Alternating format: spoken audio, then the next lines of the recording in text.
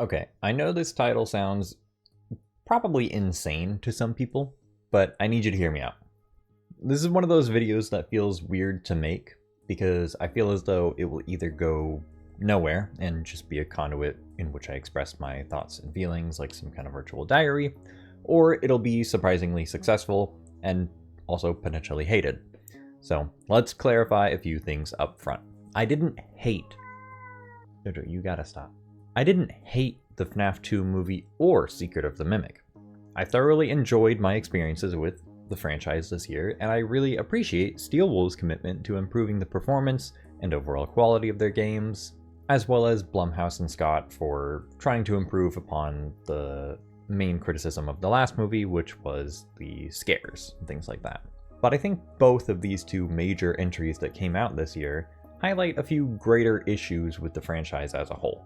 Let's start with Secret of the Mimic, because there's definitely a link between my thoughts, but I have lots of independent thoughts about the two. I actually really wanted to make a video just about Secret of the Mimic, but the movie was sort of the creative breaking point, I guess. I wish this game had an easier title to say, but let's just roll with it. Issue number 1 with Secret of the Mimic is the overall structure of the game. This has been an issue since Security Breach that Steel Wool has, but it almost feels as though they received so much validation from Ruin that they ran with the linear structure of that game. Yes, going back for collectibles technically makes the structure less and less linear as you continue, but I never feel as though I'm actually exploring the factory until the end. I know the security access thing is Steel Wool's favorite way to limit player movement, but I wish we could have a game that is less objective based and more open world mystery solving. You can still require the player to reach each objective and receive whatever power up, upgrade, key item, or whatever that they need before they get to the end game. I know this requires a lot of testing on the back end to ensure everything moves smoothly no matter the progression, but I'd be okay waiting a bit longer for a new game if it meant the content felt fresher. To be honest, my main grievance with the game is more of a subtle environmental issue. I understand it's probably complicated to code the Mimic to actually enter the costumes and maybe be too messy or janky looking if it actually happened that way. But the fact that the Mimic just sort of spawns and despawns at specific points makes it feel so much less threatening than this killer that could be in any suit at any point. As I was playing the game, it felt like I was just waiting to hear the sound of the Mimic activating, and then it became regular stealth gameplay from there. I actually loved the elevator scene against Dolly for this reason. It was one of the few times I felt we could peek behind the curtain and feel as though, oh shit, yeah, the Mimic can be in any one of these costumes, and it can move between them freely. As I've mentioned in the past, I keep up with FNaF in all forms, including the books. So as someone who read the extensive details of a group of Fazbear employees getting snuck up on and slaughtered one by one, and as someone who read all of the unique and fucked up ways the Mimic autonomously took out a group of teenagers silently and mercilessly, this game made it feel really weak by comparison. I certainly was surprised a few times in my gameplay, but I sure wasn't terrified or fully immersed enough to feel this game succeeded in making the Mimic be a true antagonistic threat. It felt more like an obstacle, if anything. The basic pathing routes it would take while you had to simply wait around in one spot sure didn't help either. I know this is the classic struggle of stealth games, and Arthur's never even prepared to be doing what he's doing in the first place, sneaking around, but it still felt so lackluster. I felt myself kind of calling certain story and jump scare beats throughout this game too. This felt especially bad when I continuously died in chase scenes that were so scripted that I couldn't even pause to turn around and appreciate the actual threat. You can't build tension like that when the threat suddenly becomes a tedious death wall behind you instead of a truly scary monster chasing you. I really love Steel Wool and the passion they have behind this franchise, but I cannot help but feel we're experiencing a case of old dogs not learning new tricks. I need to feel dread and tension in these games again. The VR games have been my favorite thus far, and I'm sure it'd add to the experience if we had the VR release already. No shade at Steel Wool, I just didn't even know that that version wouldn't be available upon release. I don't know if that was communicated at some point or not. But the regular games they've made all suffer from similar issues that I fear we're not improving upon. Also, I know everyone's talked this up already, But why in God's name does Jackie have the same amount of screen time as every other main costume? Jackie was everywhere in the promotional material for this game, even including an entire recreation of her at PAX. When she never came back even a single time after the chase scene with her, I was so disappointed. We go through the same cycle with every threat in this game. We see them in their normal non-threatening state. Mimic enters off screen, we get chased around a bit, we destroy the suit, and we move on. Big Top is slightly different because we instead have to do a tedious back and forth power restoration sequence before the main chase, but is that even a good thing? The two best segments were ones that people don't even think the actual Mimic is involved with, hilariously enough. The White Tiger segment, oh my god, what the hell are you doing? Why are you stanced like that? That's scary. Cut that shit out. Would you stop? And the optional Moon Underground Tunnel segment. Bro. Oh my god. This was a step away from the normal experience, though Moon starts to feel a bit tedious after some time. Speaking of that guy, I kind of wish Moon's pathing was truly random, but you can tell he sort of wanders in the section you're currently residing in those tunnels. So you never get a chance where you have that false sense of security of him being gone. If the sequence stays at a constant level of tension, eventually the player will adapt. If you let Moon wander off further away, then it'd feel a lot scarier when you accidentally rattle a chain and hear him speed up towards you. This actually leads me to my next point. I hate the detected stinger orchestral hit that plays. If you don't know what I mean,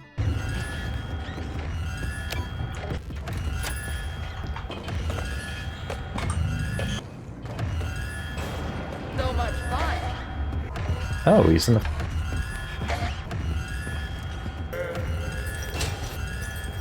Hopefully that jogs your memory a bit. Steel Wool, I love you. But can we please stop doing that? I know we have to convey certain messages to the player to allow for enjoyable gameplay, but can we be a little more subtle about you being detected?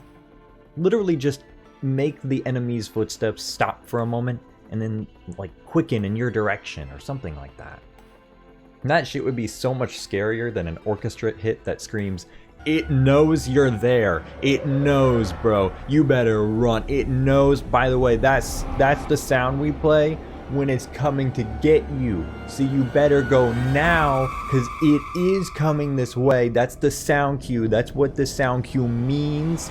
It is going towards your direction. It just makes actually getting caught so much less terrifying. The point of jump scares in FNaF is that they are a punishment for losing. They are the release of tension because you got caught, so you gotta start over from whatever checkpoint. Imagine if in FNaF 1, when Foxy started running towards you, this sound played, so you knew he was coming before even checking the camps. I will always preach about show, don't tell in video games, along with everyone else who's ever made a video game essay. And this is no exception. That damn sound is like putting giant detected text in red on your screen, and it always means the Mimic is coming straight for you. Obviously you can get away or hide, but it's so inconvenient because you now have to sit for an extended period of time waiting for the Mimic to go away, if you are in some kind of corner or one room where there's only one hiding spot. Okay, last thing, because I've written a lot of paragraphs about this game, but I definitely need to address this. What the fuck happened to the audio in this game at the end? The entire sequence in the Proto Freddy's location in Edwin's house, the Mimic was loud as hell! Could you please leave? No compression outdoors, all the high pass in small spaces. That's what I'm saying. God, your voice is so grating. How did they mess up the audio this bad? The literal conclusion and final encounters with the main antagonist. And the scariest part was how poorly designed the whole thing was. The last 30 minutes of the game were the best parts story-wise, and yet the gameplay just fell apart. I believe this was fixed in the most recent patch of the game. I'm sorry, I'm honestly not willing to play the whole game again just to check. There are no chapters, and that is one of the biggest faults of the game. But this was literal months after the game's release. Not to mention the fact that they added these little holes in the wall to make it look decrepit and worn down, which for some reason allow the Mimic to actually see you through them and just camp outside your door with that stupid detection stinger playing every 10 seconds. Markiplier's playthrough really cemented how bad this was. Oh, shit. Oh, shit. Okay, alright. No, come on, man. You can't go through doors. Alright, anyway. Why? What do you mean? Can I leave this room, please? Pretty please? Why? I'm not doing nothing. Again, I did really enjoy my experience with Secret of the Mimic. I promise I did. I know I've done nothing but bash on it for the last 10 minutes or so. But we have to criticize the things we love when we know they can be better. Some people may think Secret of the Mimic is the best FNaF game so far, and that's perfectly fine. I just want my thoughts out there in the hopes that we all get even better games in the future. Recording this segment off script for a moment, I actually really hated the jump scares in this game too. I feel like we haven't ever gotten the perfect jump scares in these games yet from Steel Wool or Scott. The Scott's honestly got worse over time, save for FNaF 4 where they were actually pretty good for a minute. But Steel Wool, I really feel like they only get good jump scares in VR.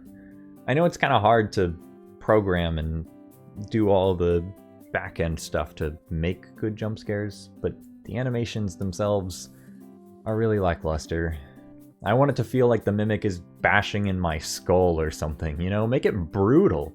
Don't be afraid to lean into the violent element, because these games are violent. They're not all meant for children, and even if they're meant for children, it should be PG-13, or whatever that E10 and up, I think the rating is. I think a little bit more brutality in these jump scares would really sell how scary the Mimic is. For just like the basic costumes, it doesn't even feel like I'm being killed, it just kind of feels like I'm being grabbed. And with that, we transition to the other thing we can all hope will be improved upon in the next entry, the FNaF 2 movie. This was, without a doubt, a really fun movie for FNaF fans. References, animatronic designs, big lore drops for this sub-universe, and even some good scares. What it lacked, however, was good dialogue, sensible decisions from certain characters, good screen time for certain characters, time to flesh out plot points, and weirdly enough, deaths. You gotta get down. You're being bad. I am obviously a big fan of Scott Cawthon's works, and I absolutely love the ideas he puts into the world. However, myself and a lot of people online, from what I've seen, agree that he needs some assistance with the writing process. This is pretty much a universal Blumhouse problem too. Many of their films suffer from the same problems across the board, and this film is proof that Scott's involvement alone can't save these movies. In this specific case, it's actually hurting quite a bit. This script needed some love from someone who can write dialogue better, and someone who can make the plot beats fall together a little more smoothly. The dialogue between Charlotte and the parents is truly the worst of all. One of two things needed to happen. Either the parents were less dramatic in their responses to Charlotte, or her concerns needed to be more timid and toned down. I don't care what era or universe you are in, if a child says, "A little boy needs help," and your response as a parent is, "Go tell your parents!" then you are stupid and also not real. It's so beyond the suspension of disbelief that it's actually kind of funny, but it doesn't work when you're not trying to be funny. I think everyone unanimously agrees that FazFest was an altogether flop of an idea. I wanted to see some killings happen here. I understand that it was a distraction or whatever bullshit Michael was spouting on about at the end, but they didn't even isolate a single adult to kill them within the actual festival. The animatronics actually didn't even feel like a threat at all in this one. People kind of just ducked and ran from them into corners, trapping themselves in pretty easily escapable situations. I know we can't have people throwing chairs or anything at the animatronics for logistical reasons, but you can't even try to defend yourself in a way that shows us as the viewers that these things are genuine murder machines? I really hope they improve upon this in the third movie because I was so taken out of it with the amount of people who just immediately gave up when an animatronic was menacingly standing over them. Also, I take back my chair comment. Mangle was thrown off a car and onto Freddy. I don't care how much of that actually happened in the filming of this, you could definitely cinematography your way into making it look like people were trying to fight back. Let's actually go through every animatronic slash group of animatronics to discuss how dirty they were done in this movie, starting with Mangle.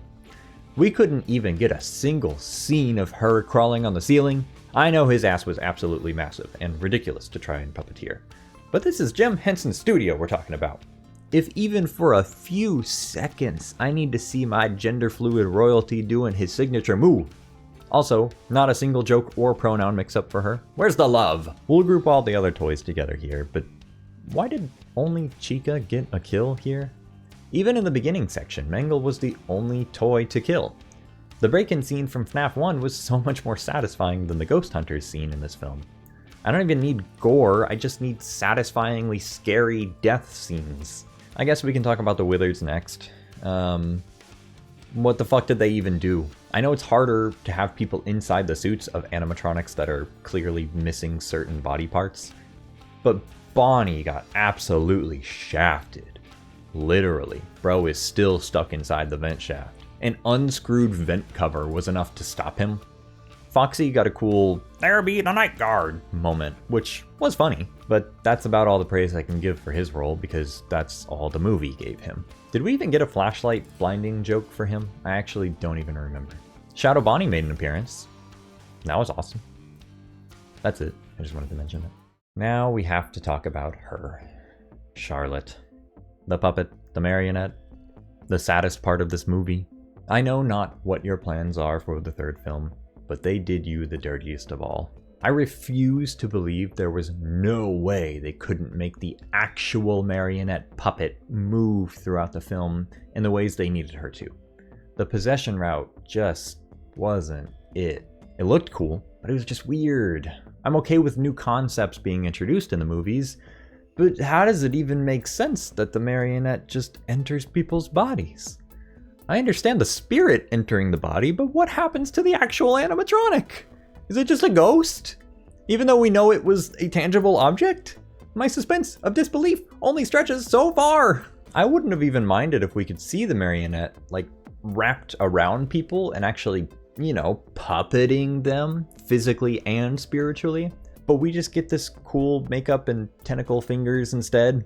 Also, what is the mischaracterization of this poor character? Charlotte was supposed to uplift and protect. Sure, she still kinda does to Abby, but she also risked her life by possessing her. Charlie would never. And just killing parents? That's the whole motivation? I know neglect killed you, girly pop, but even your child brain has to understand how insane that is. Every single thing about the marionette and Charlotte was done poorly, except for the opening scene in general. The dialogue is still unacceptably fake.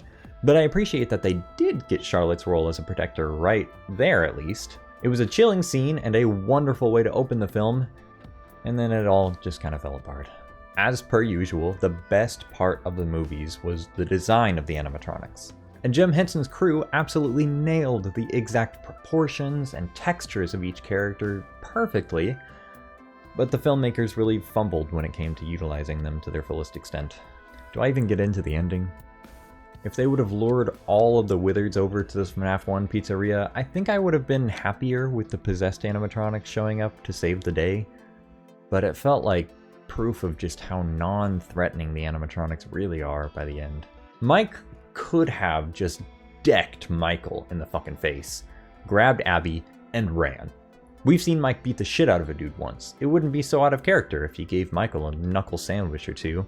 Also, he really just left his own house open with the girl he said leave him and his family alone standing in it after turning off the music box, which is the only thing he's been shown deters the marionette. They really took away some of his intelligence points with this one, chat. So is that it then? Is FNaF doomed to a new era of mediocrity? Am I just nostalgic for the good old days? Am I getting too old for the franchise I've grown up with for the last 11 years? I don't think any of these options are true personally. I still laugh at the horror plushie in the movie. I still get excited seeing new merch from U2s, not you, Jaxworks. I still find love in new characters, and I still get hyped for teasers and the idea of the next game or book or movie to come. But I can't pretend I'm not seeing the flaws poking their way through the cracks in the series. Security Breach was the worst game launched to date, and I still loved it. Secret of the Mimic was a really stable and successful launch, and while I do have a lot of love for it, the straightforward nature of its lore and the repetitive gameplay make it a real flash in the pan. It showed up, wowed us, and then we all kind of moved on. The theories were good, but there wasn't much mystery outside of semantics. Is the Mimic possessed or just AI? Is the moon the Mimic? Is the white tiger David's spirit? What does moon.exe mean?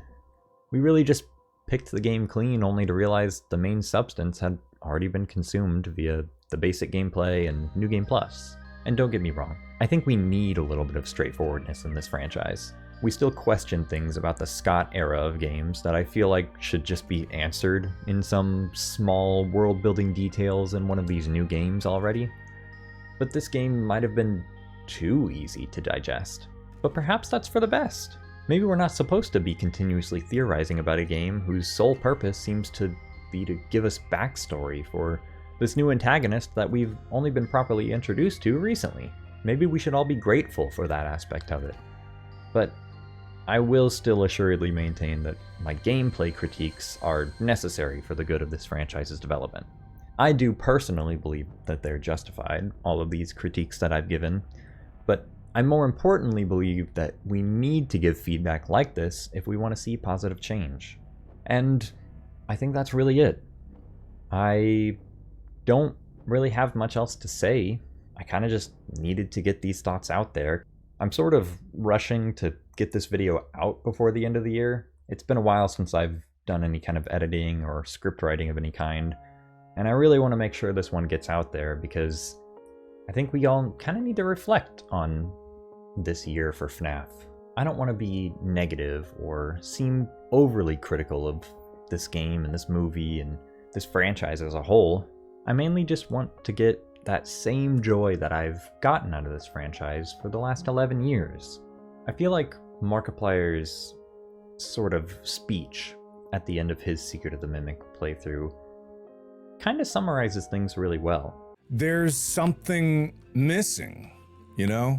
There's something missing from not the soul, the seed of it, the bedrock of it. There's something missing from the bedrock of it because, and I get what they're going for with the story, where it's like, this is the origin of all the animatronics, but there's only so far back you can go until you're so far away from what it was that it's no longer that anymore, right? And so this is kind of what that feels like. Whereas Security Breach, I love it because it almost feels like a completely alternate universe from Five Nights at Freddy's at all. Maybe that is what it is, but that's what it felt like. And that's okay. I'm great with alternate universes where that's cool. This might even be an alternate universe origin story. Okay, so with that being said, again, I don't want to harp on it, but this one,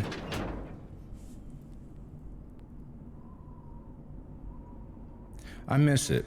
You know, when you have your favorite food from your childhood or something, and you're eating it, and you've been looking forward to it for a long time, you haven't had it in years, and then you go to take a bite, and you realize that they changed the recipe, and it's not that it's not good, but it's not what you've really wanted, you know, and it sucks to say that, and it probably sucks to hear that, but it's true. I'm not going to be dishonest here, and I don't even know if there's any value in what I'm saying, but you know, I'm just speaking what I feel. I think his thoughts were a little deconstructed, but I feel like his main point shines through pretty clearly. It's just that when I played Secret of the Mimic, I had just played Deltarune's chapters 3 and 4. And I know some people compare Toby Fox's writing to Scott Cawthon's writing, and I don't think there's any reason not to compare them. But you really start to see the cracks shine through whenever you play a game like Deltarune Chapter 3 and Deltarune Chapter 4. and then follow it up with FNaF Secret of the Mimic. There's so much density to Deltarune, and the gameplay itself is constantly innovating on itself. And the story and the characters and everything is written so well. And then Secret of the Mimic is kind of just another FNaF game, I guess. I promise I'll still be excited for Five Nights at Freddy's, and I'm never gonna give the franchise up entirely, but it definitely feels different this year for the first time. And that's an odd feeling. I think we're entering a big new era, and there's even more greatness to come, but we just have to give it time, and we just have to see what comes next. Anyhow, I've rambled enough at this point. I've gone off script a long time ago, so I just want to say thank you, everyone, for another lovely year. I know I haven't really uploaded much on this channel, but I did start my VODs channel, and I have been streaming more consistently. So as always, thank you very much for tuning in, and I hope you enjoy the rest of your day, night, evening, morning, afternoon, etc. And I'll see you next year.